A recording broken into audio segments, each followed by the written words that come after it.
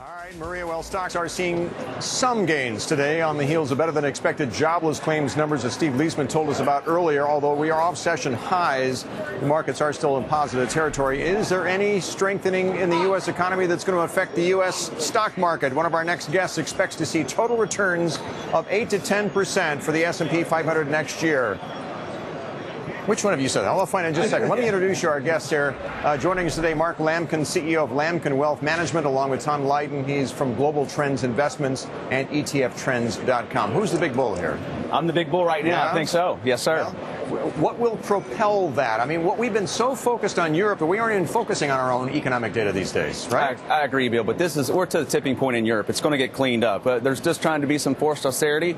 Once that happens, you're going to see some type of TARP or quantitative easing, and then it gets back to U.S. fundamentals.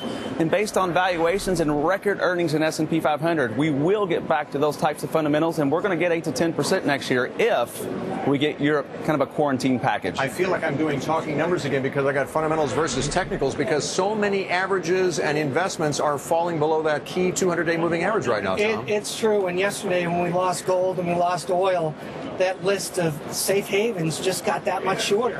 So today, the average investor is just not engaged. You have to turn to yield. And with treasuries being so low, I think there's some areas, not just here domestically in corporate bonds, but also overseas in emerging market debt, we can get 4 and 5% with a balance sheets that are much better shape than ours.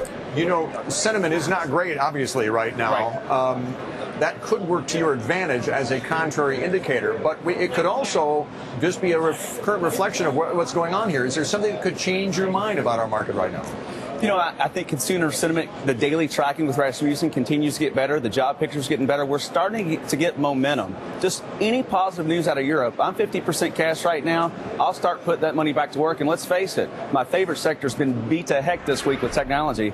I'm ready to go back in, but when the technicals get better on it. So I'm still all about Europe right now and watching fundamentals. And this could be a head fake, you know, these moves below the 200-day moving average. We haven't been there very long. But, you know, if you follow that, you're not going to get hurt. So if you wait till it goes above the average and then buy at that point, use that point as your stop loss point, you're not going to go down 10, 20, 30%. That's right. So at this point in time, it requires a little bit more time, a little bit more patience, a little bit more discipline.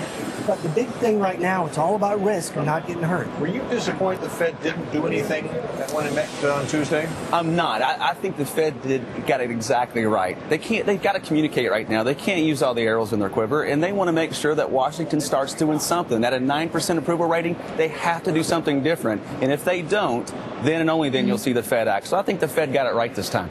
And, you know, thinking about what he is saying here, the long-term investor is going to position themselves for that long-term, expecting that things will get better at some point.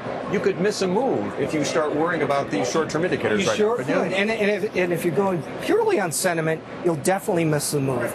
But the short-term indicators will at least get you moving while you're waiting. If you wait till everybody's euphoric and cab drivers are giving stock picks, then it's done. You've already missed it.